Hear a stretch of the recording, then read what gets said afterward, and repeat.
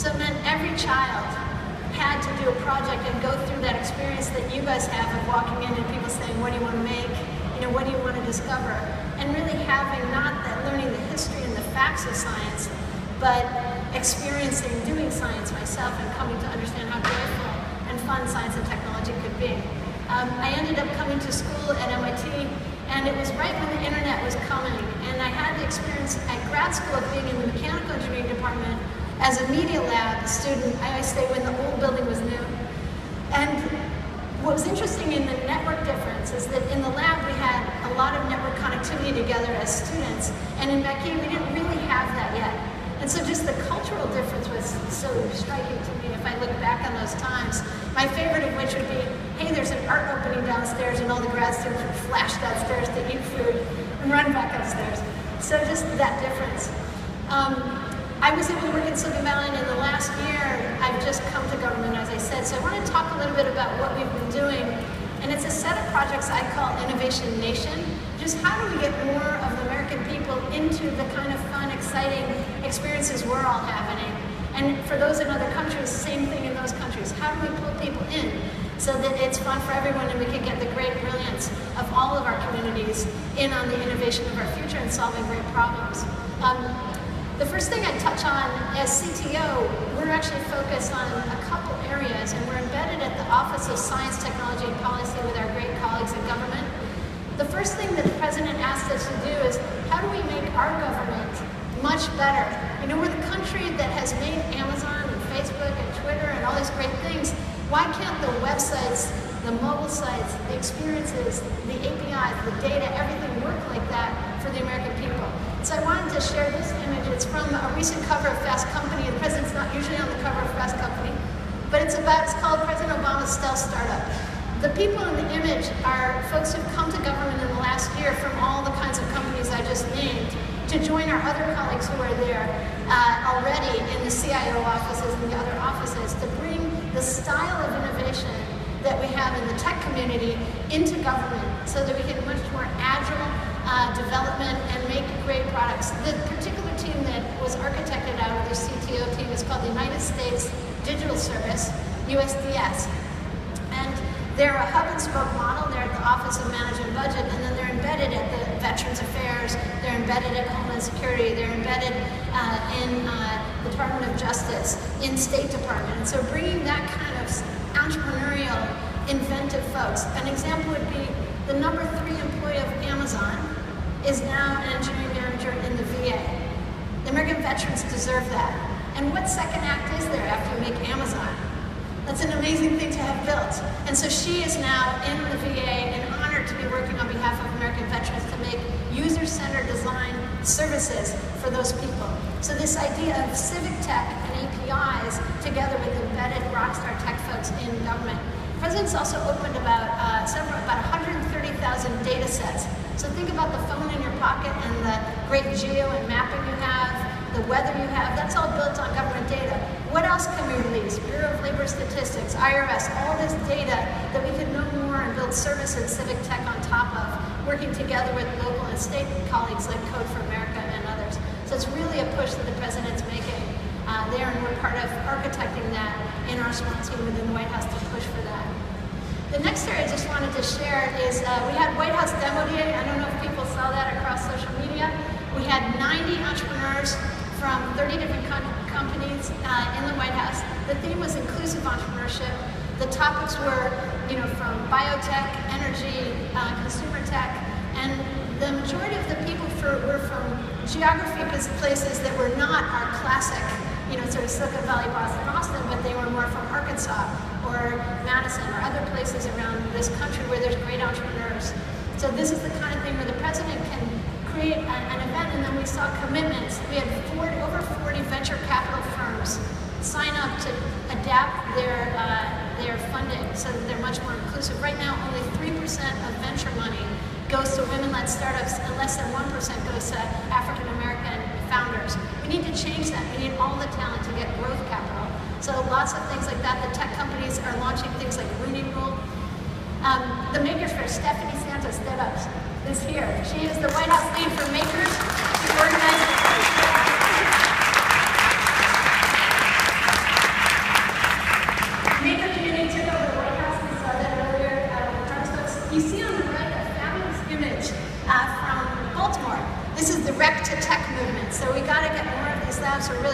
hard there. We're pushing to get active STEM. You know, you wouldn't go to PE class and sit down and have a book and a lecture. Why are we doing that with science and tech and math?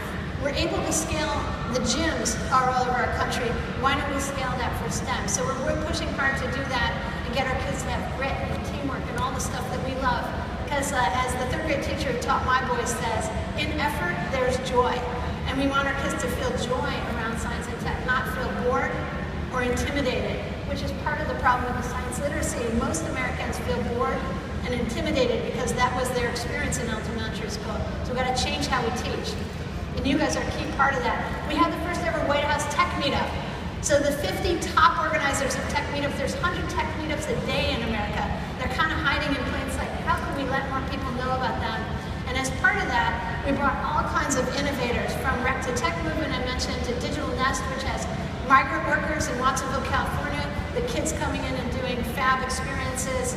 Red Hook, which is a makerspace that's near a public housing area. They've got all the kids from the public housing coming over, be digital ambassadors, knocking on doors, say, hey, would you like Wi-Fi in your house, in your apartment, and Wi-Fi in the neighborhood, and then getting into the tech center. All kinds of great innovation going on there. We launched something called Tech Hire that the president got us to do. Right now, there are 5 million jobs open in the United States. 500,000 of them are in tech, and supply and demand's not working. They pay 50% more than the average American salary. So entry level, $70,000, $100,000 jobs. And yet, the companies are starving and people aren't training. So this is an ecosystem play where the employers are working on, in addition to their 4-year and 2-year degree, they're adding code bootcamp folks. So in a couple months, you can train in. And we're seeing great ramps from that. And municipal leaders are starting to get their workforce development folks connecting people. So go to whitehouse.gov/techhire if you want to learn more. We have 21 cities in. We just launched 10 more.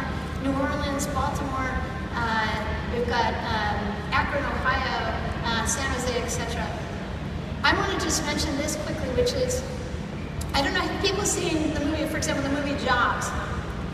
So if you've seen that movie, the section about the Macintosh, everyone on the right here is highlighted in that of the team that built the Macintosh. I want you to notice that of the people in the picture, 7 are men and 4 are women. All of the men in the picture have speaking roles in that series, and all of the women are not in the movie. So we have a debilitating thing that we're doing in media where we're not telling stories. These are the women in Pennsylvania who are the first programmers in America.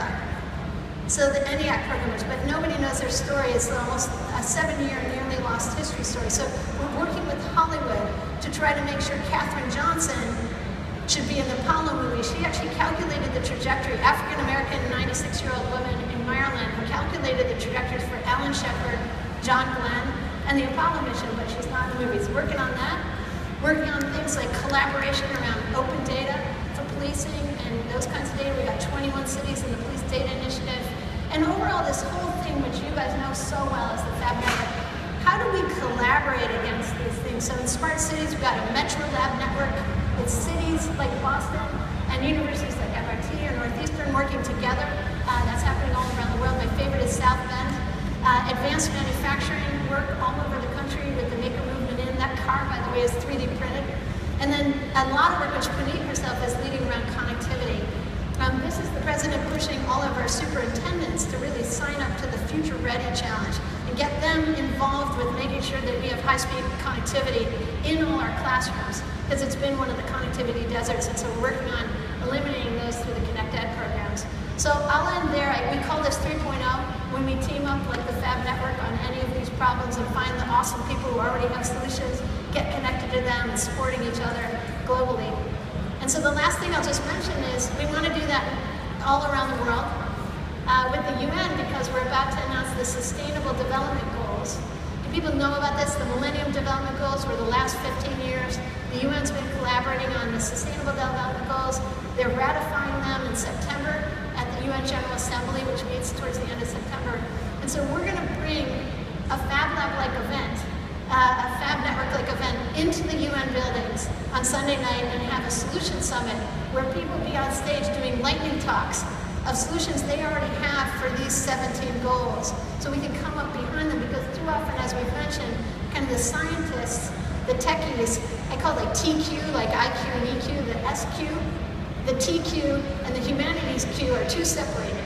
And so we got to get everybody together, and we want to make sure the science and tech folks are in the building, in the UN, with our leadership on the humanities Q side as we launch the Sustainable Development Goals. So the Project Everyone, project-everyone.org will have more information soon about this.